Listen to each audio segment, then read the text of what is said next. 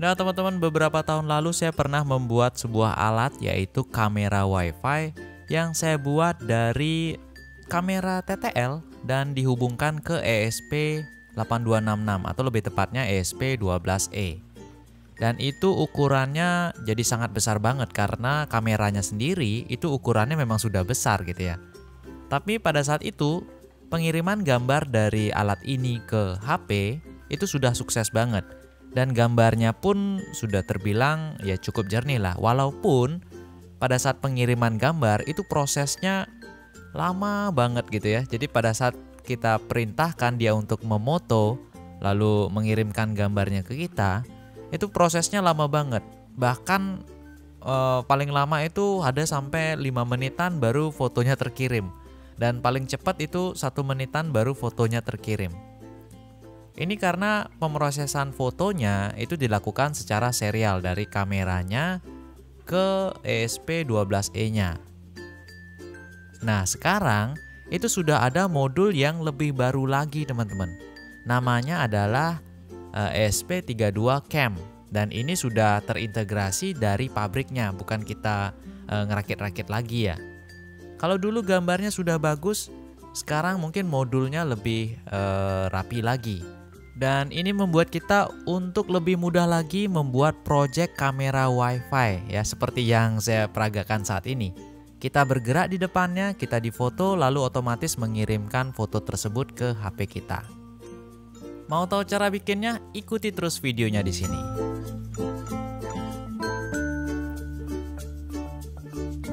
Oke, untuk bahan-bahan yang kita perlukan dalam merakit kamera WiFi tentunya alat yang tadi ya, ESP32 Cam. Dan ini dijual sudah banyak sekali di toko elektronika dan harganya juga relatif murah ya. Kita juga perlu breadboard dan juga beberapa kabel jumper untuk nanti menghubungkan modul ini ya. Dan juga kita perlu USB TTL. Nah, nanti ini kan akan saya bahas ya.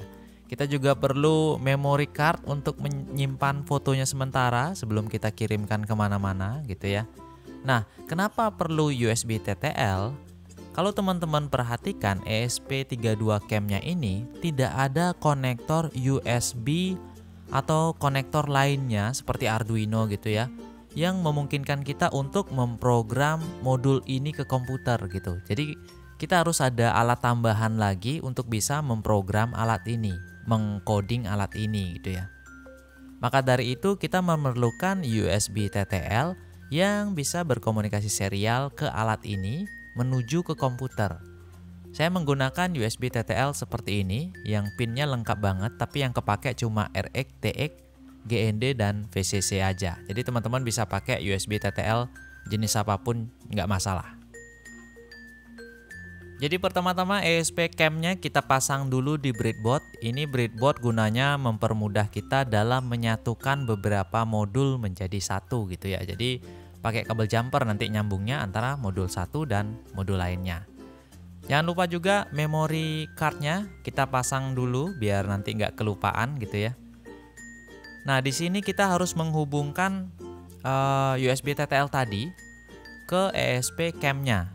Nah, di sini ada beberapa pengaturan yang teman-teman harus perhatikan banget ya. Di belakangnya sudah ada tulisan, kita hanya perlu GND, VCC, RX, dan TX.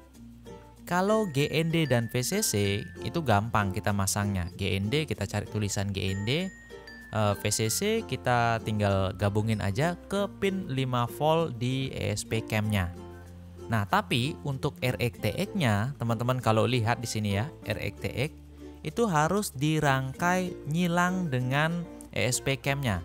Jadi RX di bagian USB TTL kita pasang ke TX di bagian ESP Cam-nya ini. Begitu juga TX di USB TTL ke RX di ESP Cam-nya. Nah, ini biar bisa saling berkomunikasi.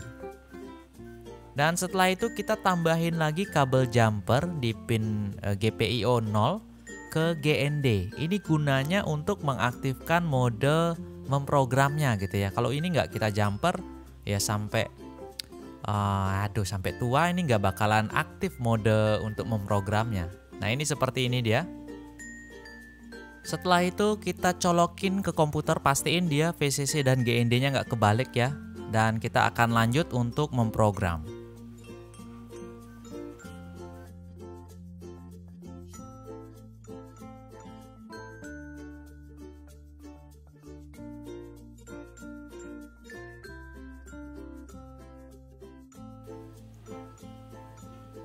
Nah, di bagian software Arduino-nya kita masih pakai software Arduino ya. Di sini teman-teman harus pastikan bahwa board yang ada di sini, pilihan boardnya itu ada ESP32 Arduino-nya. Ya. Jadi kita menggunakan ESP32, maka tipe boardnya harus ada ESP32 juga. Kalau teman-teman yang Arduino-nya baru install, nggak ada ESP32 seperti ini, itu tutorial cara ngisiinnya ada di indobot.co.id. Silahkan langsung cek aja, tutorialnya sudah lengkap dijelaskan di sana ya. Lalu boardnya teman-teman pilih ESP32 Dev Module gitu ya. Dan di sini harus mengenable bagian PS RAM. Nah, dan juga harus mengubah di partition skemanya, skema partisinya yang huge ya. Pilih yang huge untuk mainan kameranya. Kenapa? Karena pada saat saya coba yang settingan standar itu nggak bisa. Sketchnya terlalu besar katanya. Otomatis kita harus ubah ke bagian yang huge ya. Dan yang lainnya nggak usah diubah. Di sini teman-teman bisa lihat example-nya ada banyak sekali contoh-contoh coding. Salah satunya adalah ESP32 bagian kamera.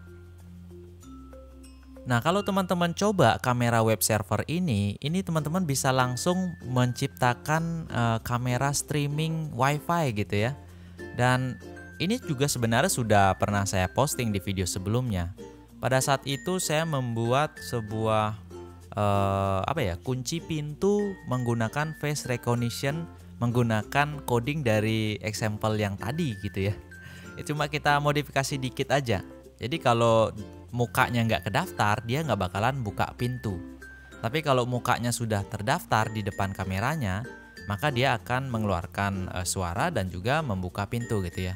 Jadi alarmnya mati, suara pintu terbuka, dan door lock juga kebuka. Nah, itu cocok banget, mungkin teman-teman bisa ubah untuk menyalakan sepeda motor misalnya, atau untuk menyalakan kelistrikan atau membuka apa gitu ya. Itu bisa diterapkan dari coding example yang tadi.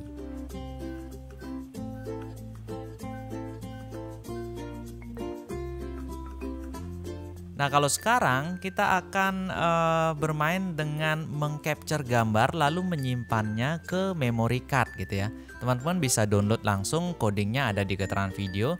Di sini ada beberapa library yang diperlukan. Tentunya ESP kamera dan ada SOC gitu ya, dan ini harus di-includekan. Kalau enggak, dia bakalan error nanti outputnya, dan ESP cam-nya bakalan looping terus, nggak tahu kenapa. Saya belum ketemu tuh masalahnya. Dan di sini pin-pin yang digunakan di sini itu sudah fix teman-teman dari board yang kita gunakan ESP cam-nya. Jadi kaki Y8 ini berapa itu sudah fix dari desain boardnya ya. Lalu coding di bawahnya teman-teman bisa lihat ada beberapa coding yang bisa teman-teman ubah seperti JPEG quality. Semakin kecil angkanya, semakin bagus kualitasnya, cuman proses transfer gambar ke memory card-nya akan semakin membutuhkan waktu lebih lama gitu ya. Jadi standarnya adalah 10 atau 12 gitu ya. Dan codingan untuk SD card-nya ini juga fix teman-teman, nggak ada yang bisa dirubah pinnya ya di library-nya. Jadi kita nggak usah ubah-ubah, ini dapatnya dari example code library-nya.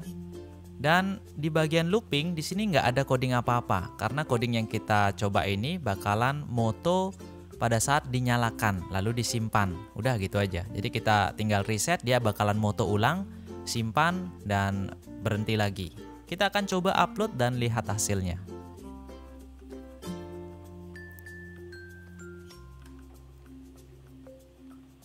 Nah, setelah selesai diupload, teman-teman jangan lupa untuk mencabut kabel jumper GPIO 0 GND yang tadi kita pasang ya, dan mereset ESP cam-nya untuk masuk ke mode normalnya gitu ya. Tadi kan mode uploading coding.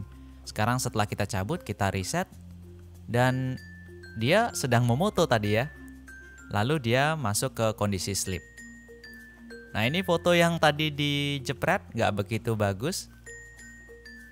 Kita akan coba nyalakan dengan menggunakan USB di cahaya lampu yang agak terangan ya. Saya bawa ke muka saya nih, hadapin ke muka saya. Kameranya memang nggak terlalu bagus sih, 2 megapiksel. Ya apa yang diharapkan sih. Nah, dia ada flashnya dan sudah dijepret. Kita ambil memory cardnya dan lihat fotonya seperti apa. Ya, ini agak sedikit shaking gitu ya. Nah, itu kita sudah berhasil membuat sebuah kamera yang menyimpan foto ke memory card. Nah, sekarang gimana caranya biar foto yang tersimpan di memory card itu dikirimkan bisa otomatis ke handphone kita begitu terdetek ada orang di depannya. Otomatis kita perlu menambahkan sensor peer di depannya gitu ya. Dan kita tentunya mengubah coding yang tadi, agar pada saat ada benda bergerak atau sensor peer mendeteksi sesuatu pergerakan di depan, dia akan mengirimkan foto yang tersimpan ke memory card ke entah kemana. Kalau yang di sini saya menggunakan jasa aplikasi chatting Telegram. Nah, seperti biasa. Seperti yang teman-teman lihat, saya bergerak di depan kamera atau di depan sensor, maka kameranya akan otomatis menjepret fotonya, lalu mengirimkan gambar ke micro SD-nya dan mengirimkan juga ke Telegram saya. Jadi ini seperti CCTV Wi-Fi gitu ya. Nah, untuk fungsi yang otomatis kirim gambar tadi kita akan bahas di video selanjutnya. Jadi teman-teman, jangan lupa untuk subscribe channel YouTube ini dan ikuti terus perkembangan channel YouTube ini karena bakalan ada banyak banget alat-alat unik yang kita buat. Jadi sekian dulu untuk hari ini. Terima kasih sudah menyaksikan. Saya Dwi Ersana. Sampai jumpa di video selanjutnya.